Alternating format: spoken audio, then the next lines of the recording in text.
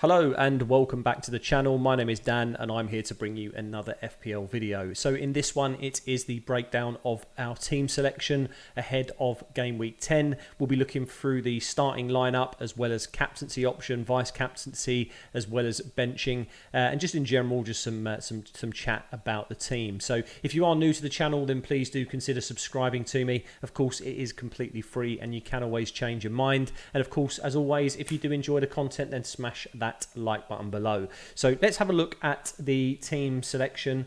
We'll start with the overview so far on how I did from game week 9 and where we're currently sat. So 511 overall points, sitting comfortably now at 900k in that top 1 million. Finally managed to break that. So in terms of history, really, for this year, I started at around, I think, 2.6 million, and I've just slowly climbed and just gained rank over that period of 8 weeks, right? So very happy with the progress so far. And of course, I did wildcard last week, so inevitably I'm more than likely going to be rolling the transfer into game week 10, but we will wait and see. So currently no hits planned or any transfers for that matter. Still got 1.4 million in the bank and an increase of 100 million for the squad value now as Haaland's once again risen in price.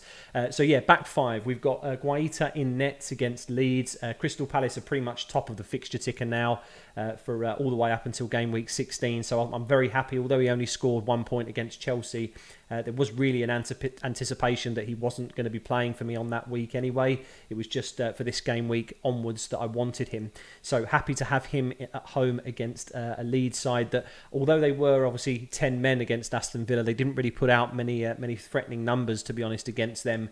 So I'm hoping that Palace will be able to shut them out, just like Villa did as well. And result in a clean sheet there. So we'll have to keep an eye on him and watch how Palace perform. Of course, then moving into the back four, I've got Reece James at home to Wolves. Of course, on the back of an assist and a goal at the Champions League. I think, again, there's been, of course, debate in terms of football terms, always, is he one of the best or the best right back in the world? I just think when you've got the finishing prowess of him once he gets into the box, he absolutely smashes them home, right? But, it's not just the attacking returns that we want from him, really. It's also the defensive returns. And I think really Chelsea overall, they haven't been impressive right at the back, let's face it. But under Graham Potter, I can only see them improving, to be honest. And I can see this man still delivering some great threat. So with Wolves only scoring, I think it's 3 Premier League goals so far this season. I may be wrong on that, but I know they're a very low scoring team. So I'm very confident that we can keep a clean sheet here, as well as some possible attacking returns. We've then got João Cancelo against Southampton at home. So against United at the weekend, 6-3 without registering any kind of attacking return. But in the midweek, only playing pretty much half the match, just over. Also registering an assist for Erling Haaland's goal. So I just think that in the 6 goals that United conceded, for Cancelo to not be involved in any of them, I think we're not going to see that too often throughout the season. He's an absolute formidable player in that midfield area for City. He's pretty much a non-defender when they've got the ball, which is pretty much 70% of the time, right? So I just think he's a no-brainer. Of course, even with the blank in game week 12, there's kind of a way to be able to essentially either bench him or move him on to Trent if I want to. Of course, he's already dropped now to 7.3. I did anticipate that a lot of people would sell him if he didn't perform against Brighton, and that's obviously what's happened. He's reduced again in price. So if we do see we know the fixture swing is happening for Liverpool, and if we see some improvement anywhere over these next few weeks in those tougher fixtures, potentially he gets moved on in that blank game week. But for now, I'm happy to hold him, and even got a plan to hold him through that blank. So very happy to own him. Of course, Kieran Trippier against Brentford at home. I have got Ivan Toney, as we'll see later on, facing against him, which is a little bit kind of, I don't like to have that too much across my team, to be honest. But, at the end of the day, Trippier produces a sensational amount of bonus points, really, for a defender. He's not maybe as aggressively, let's say, attacking as maybe the likes of Cancelo and Reece James, but he's certainly up there in terms of producing chances. And I think Brentford aren't completely solid at the back, which may mean that this man can produce some attacking return. I would I'm 50-50 on the fence in terms of the defensive return, though. I feel that Brentford may be able to break Newcastle down a bit and potentially get a goal. But we'll see what happens. I'm still very happy to own him, as he's increased in $500,000 over the course of me owning him. So I have got a bit of value tied up into him as well, it makes it a bit more difficult to sell him, of course. But yeah, against Brentford at home, I don't think really there's any need to be moving him on. And finally, into the back four, we've got James Justin coming in.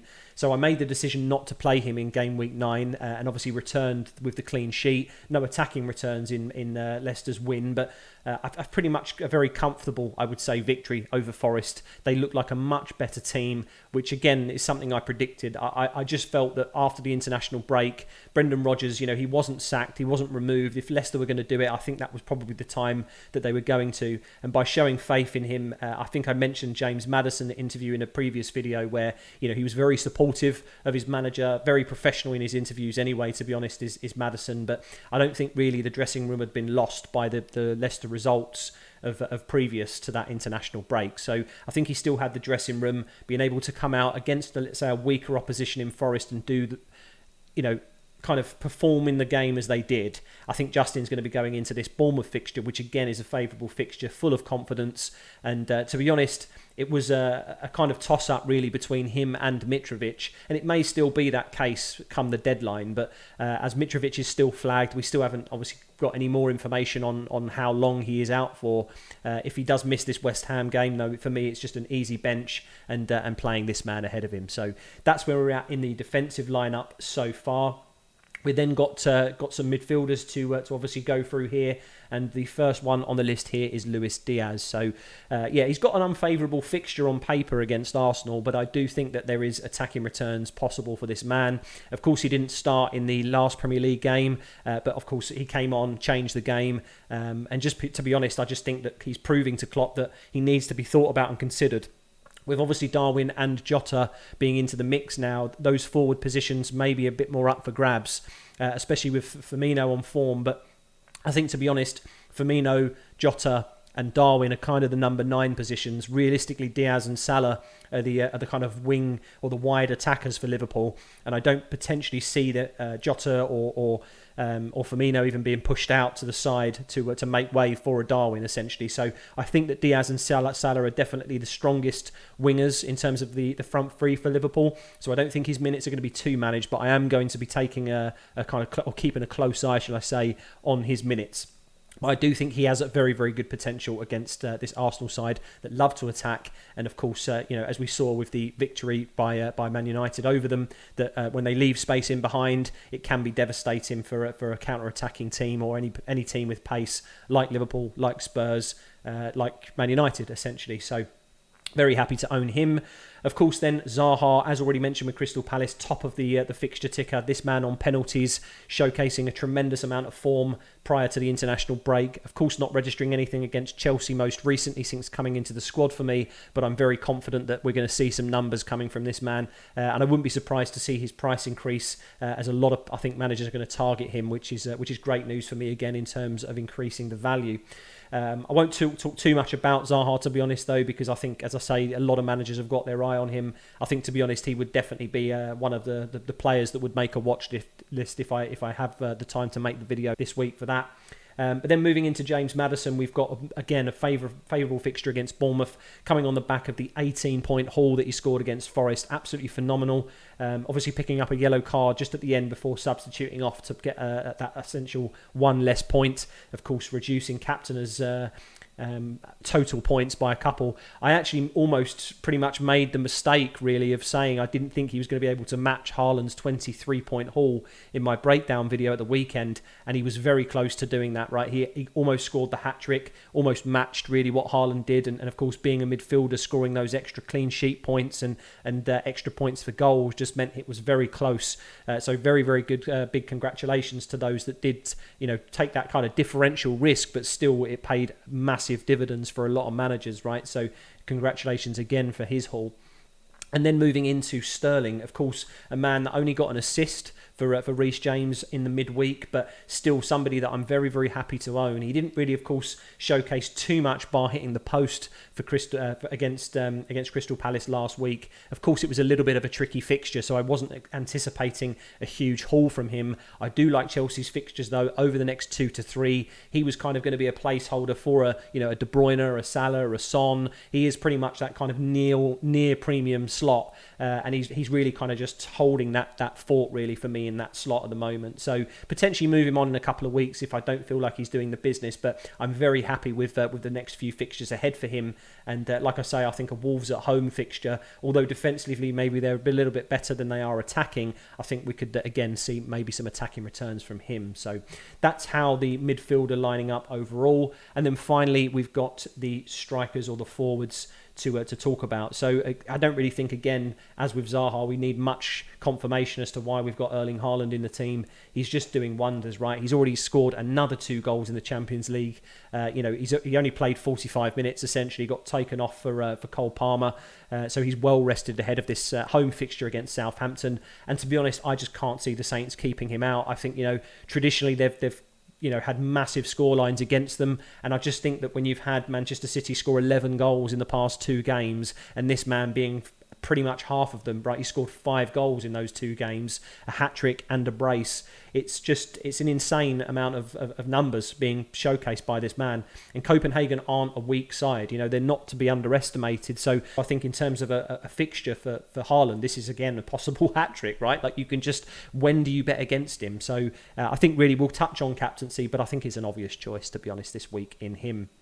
And then finally, Ivan Toney. As mentioned, it's a little bit tricky, of course, playing against Trippier in my team, which can, of course, reduce my points slightly overall. But I do like him still as a pick. I think, at this price point, he's on penalties. He's a consistent 90-minute man. I do feel like Gareth Southgate let him down a little bit by not playing him, to be honest. But, again, it doesn't matter. I think he's still going to be a very confident young man going into these next few fixtures. Does he get a World Cup call-up? I think potentially he does. It just depends, I think, again, on his consistency over the next few weeks. So now he's had that initial call-up for the Nations League. I think now he's probably got that, kind of, not expectation, but he knows that he's got kind of eyes on him watching, and I think he'll just thrive with that kind of those expectations maybe for him to meet that kind of national level criteria, if you like, from Southgate. So I think I'm very confident that over these next few weeks he's going to provide some returns.